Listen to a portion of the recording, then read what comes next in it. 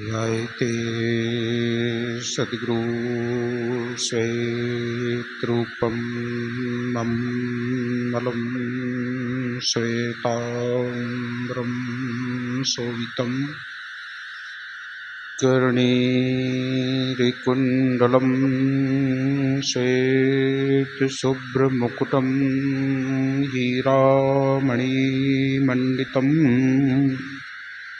नानामालमुक्तादिशोभितगला पद्मासने स्वस्थितं दयावधीरवीरसुप्रसन्नवदनं सद्गुरुं तन्नमामि। द्वे पदं द्वे भुजं प्रसन्नवदनं द्वे नेत्रं दयालं शैलीकण्ठभालवोर्ध्वतिलकं श्वेताम्बरी मेखला चक्राङ्कितशिरटोपरत्नलसितं तेजोमयी विग्रहं वन्दे सद्गुरु योगदण्डसहित कबीरकरुणामयम्। कबीर नामं पतितं पुनीतं युगे युगे स्वामी हरितं दुःखं दातारमुक्तं पुरुषं पुराणं चरणारविन्दं सततं नमामि। अखण्डमण्डलाकारं व्याप्तं येन चराचरं तत्पदं दर्शितं येन तस्मै श्रीगुरुवे नमः। गुरुर्ब्रह्मा गुरुर्विष्णु गुरुर्देवो महेश्वर गुरु साक्षात् परब्रह्म तस्मै श्रीगुरुवे नमः। त्वमेव माता च पिता त्वमेव बन्धुश्च सखा त्वमेव विद्या द्रविडं त्वमेव सर्वं देव ध्यानमूलं गुरुमूर्ति पूजामूलं गुरुपदं मन्त्रमूलं गुरुवाक्यं मोक्षमूलं गुरुकृपा। प्रथम बंदो सद्गुरु चरण जिनयगम गम लखाया गुरु ज्ञान दीप प्रकाश करी पटी खोल दर्श दिखाया। जही कारणे सिद्ध्या पचे सो गुरु कृपा से पाया। अकहे मूरत यमीय सूरत ताहि में जाय समाया। बंदो पुरुष कबीरो बंदों खोड़ से अंश को बंदो परमात्म धीर बंदो ये कोतर वंशिको बंदो गुरु सहते जीवाई बंदो सात वंश अधिकाई बंदो राय बंके जी गुरु भूपा बंदो वंश 27 रूपा बंदो गुरु चतुर्भुज स्वामी बंदो 16 सुत सहदानी बंदो गुरु धर्मदास अधिकारे बंदो वंश 42 प्यारे 4 गुरु और 9 तमवंशा मुक्ति करें सब जग के हंसा चूड़ामणि है पंथ के राजा जिनके हाथ जीवन कर काजा वंश 42 दाया कीजे कोटि न कोटि बंदगी लीजे प्रणवों कोटि बार कर जोरी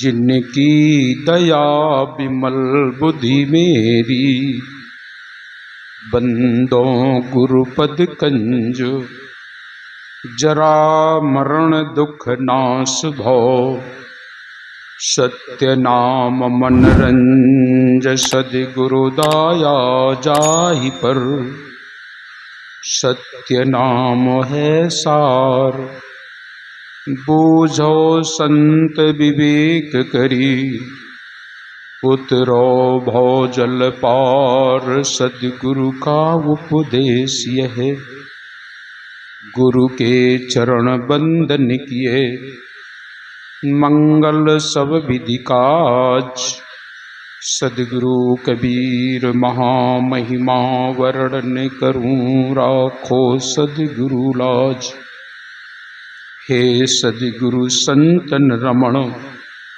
श्वेत कंज सुखधाम सत्संगत प्रारंभ करूं करके तुम्हें प्रणाम साहेब बंदगी साहेब प्रातः स्मरणीय जगत वंदनीय जन जन के नायक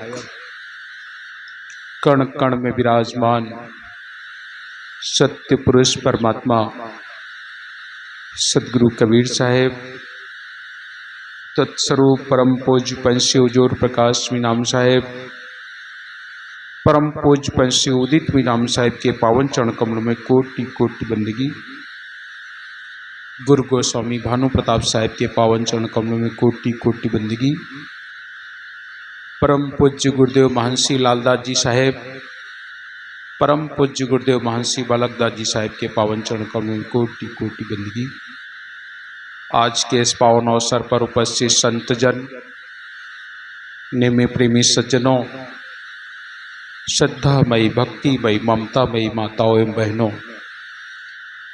नवयुवक साथियों वसुंधरा की गोद में खेलने वाले नौनिहाल बाल गोपालों आप सभी लोगों को मेरी ओर से सप्रेम साहेब बंदगी साहेब।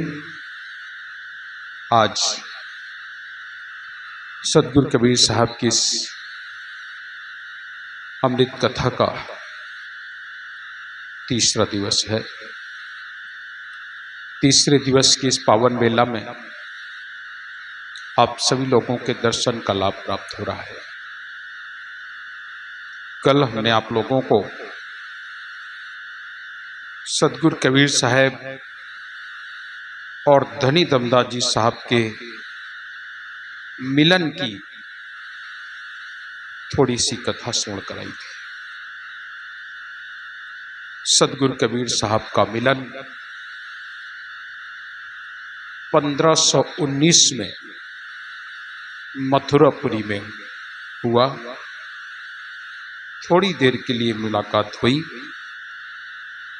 और थोड़ी ही देर में धर्मदास साहब का जीवन बदल गया। जो वो संसार में भटक रहे थे, उनका भटकना बंद हो गया। उनकी सुरती साहब के चरणों में लग गई। थोड़ी देर में ही धनी धर्मदास जी साहब तिलमिला गए और इतना विकल हुए कि अब उन्हें ऐसा लगता है कि मेरा सारा जीवन व्यर्थ हो गया है। अब हमें सदगुरु मिल गए हैं, लेकिन मिल करके बिछुड़ गए। ये एक समस्या हो गई। उनकी खोज में उन्होंने काफी समय बिताया और 1520 में पुनः सदगुरु कबीर साहब और धर्मदास साहब का मिलन होता है। 1520 में सदगुरु कबीर साहब धनी धर्मदास जी साहब के साथ बांधवगढ़ पधारे। धर्मदास जी साहब की अटूट भक्ति और श्रद्धा को देखकर सदगुरु काफी समय तक बांधवगढ़ में विश्राम किए और जिस समय पर विश्राम किए तो सदगुरु कबीर साहब ने धर्मदास साहब को बहुत सारा ज्ञान श्रवण कराया। उनकी भक्ति से प्रसन्न होकर के सदगुरु कबीर साहब ने धनी धर्मदास जी साहब से कहा, हे धर्मदास,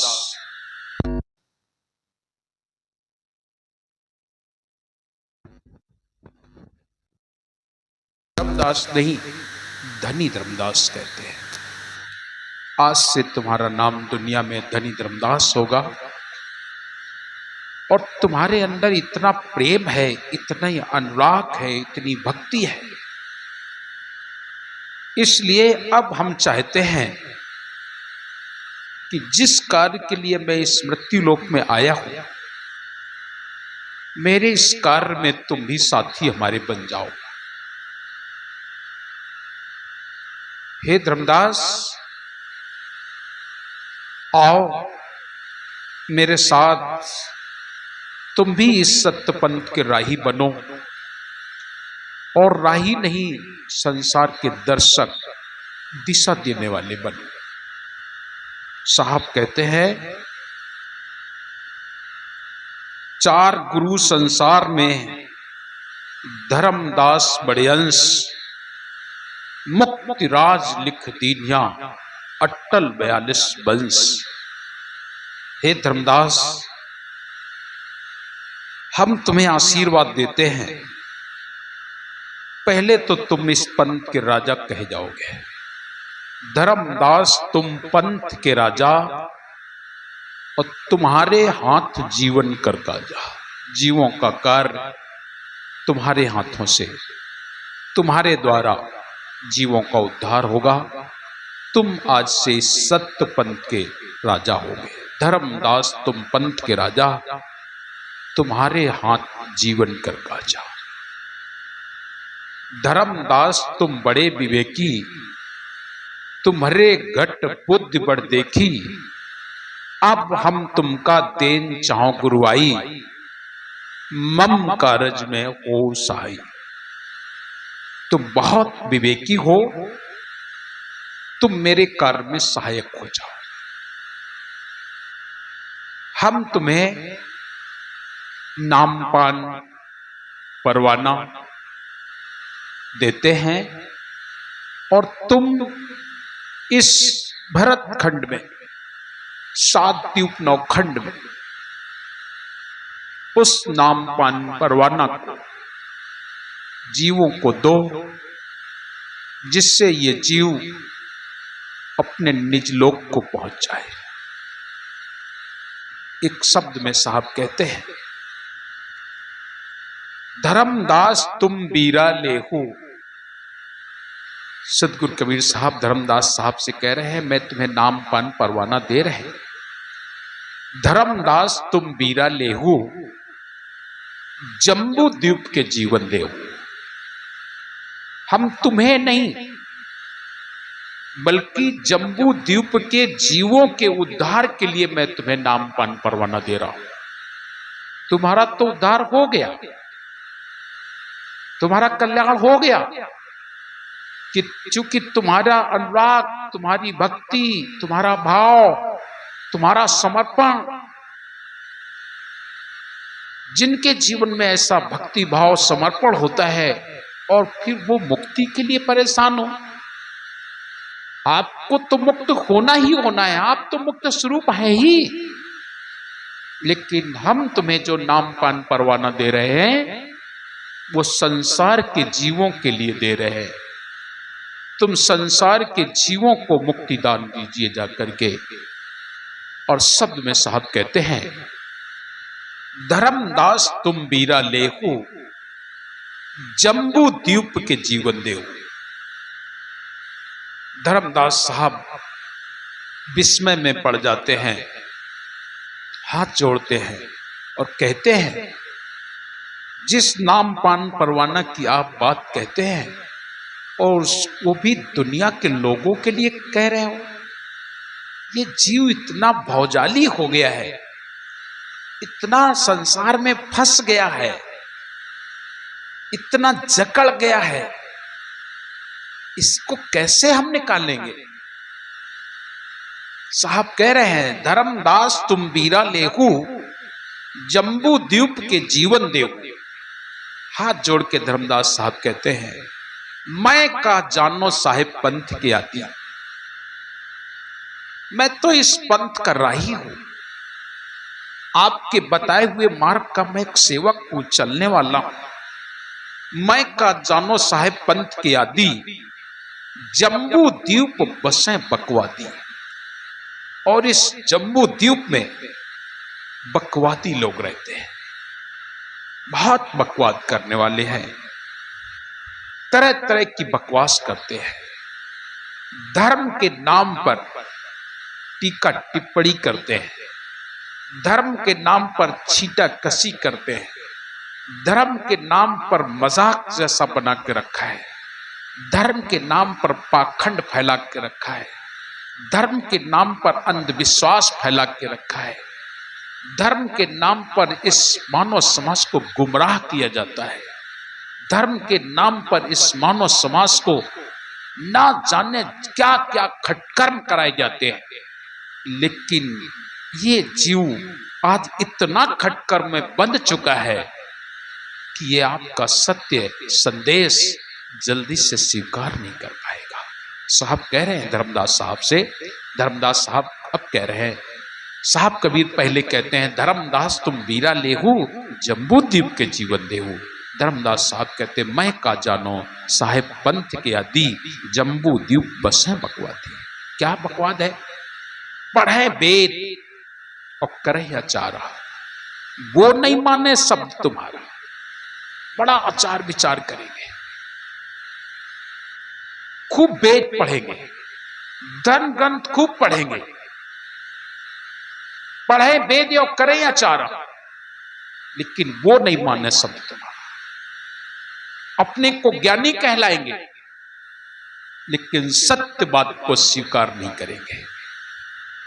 बढ़िया सा वेद पढ़ेंगे लेकिन वेदों पर ही नहीं चलेंगे।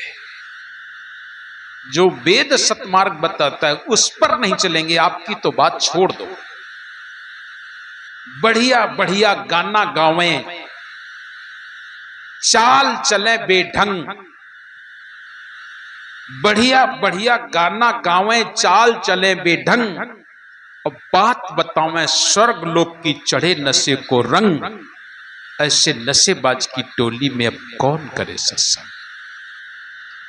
ये तम्बाकू, बीड़ी, सिगरेट, भांग, गांजा का नशा तो होता है, लेकिन और भी नशा है। काम का नशा, क्रोध का नशा, लोभ का नशा, मोह का नशा, अहंकार, ये तो बहुत विकराल नशा है। लेकिन ये नशा पी करके लोग इतना मदमस्त हो जाते हैं, मदमस्त हाथी की तरीके से हो जाते हैं। उनको छोटा मोटा कीड़ा जैसे हाथी को नजर नहीं आता है, पैर से रौंद के चले जाते हैं। ऐसे ही पैसे वाले मदमस्त लोग धार्मिक चोला पहरे हैं, धर्म का चोला पहरे हैं, धर्म का बाना पहरे हुए हैं, अपने आप को धार्मिक कहलाते हैं, लेकिन निरीह प्राणियों पर, गरीब अनाथ लोगों पर, उनके ऊपर दया की भावना नहीं है, उनको कुचलते चले जाते हैं। ऐसे मदमस्त लोगों को हम सत्य का संदेश क्या देंगे। जो हमारे भोले भाले सीधे साधे जीव हैं, इनको भी इन लोगों ने इतना उलझा रखा है, इतना उलझा रखा है कि ये खटकर में उलझ गए हैं। इसलिए सत्य शब्द इनके समझ में नहीं आएगा। साहब कहते हैं, पढ़े वेद योग करे अचारा। वेद पढ़ते हैं, खूब अचार विचार कहते हैं। साहब के ही नहीं, अन्य तमाम महापुरुषों के बढ़िया बढ़िया भजन भी गाते हैं। साहब के भी भजन, कुछ लोग हमारे साहब के भजन गाते हैं। कबीरपंथी नहीं वो लोग, कबीरपंथी नहीं है, और साहब के भजन गाते हैं, बढ़िया बढ़िया भजन गाते हैं, लेकिन उन्हें साहब कबीर से कोई लेना देना नहीं। उन्हें केवल लेना देना पैसे से है।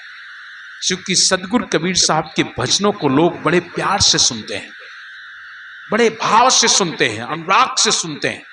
और हमारे कबीरपंथी इतने भोले भाले होते हैं कि कोई भी मंच पर बैठकर सदगुरु कबीर साहब का नाम ले दे, वो इतने खुश हो जाते हैं, देखो ये लोग मेरे साहब का नाम ले रहे हैं।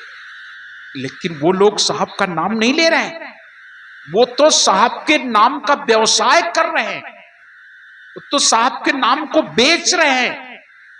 कबीरपंथी नहीं है। और साहब कबीर के नाम को, उनके भजनों को गाते हैं,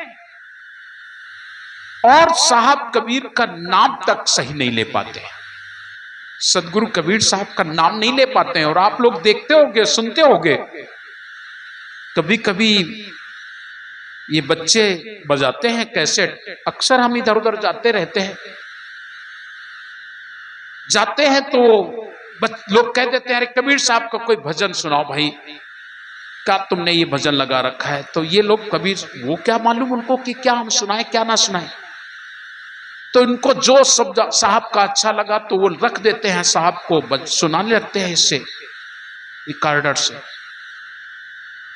बढ़िया साहब कबीर के भजन मोबाइल पर लोग गाते हैं, और पता लगा वो कोई और पंथी है, वो साहब कबीर को जानता भी नहीं है, और साहब कबीर का भजन गाता है, और अंत में दास कह करके, कहीं कबीरा करके जब गाते हैं तो मुझे ऐसा लगता है कि मिल जाए तो मैं उसे गला तुरंत उड़ा दूं। जिसे मेरे साहब के नाम को लेने की, मतलब उसे साहब के नाम को लेने के लिए जिसके अंदर विवेक नहीं है, वो कबीरपंथी क्या होगा।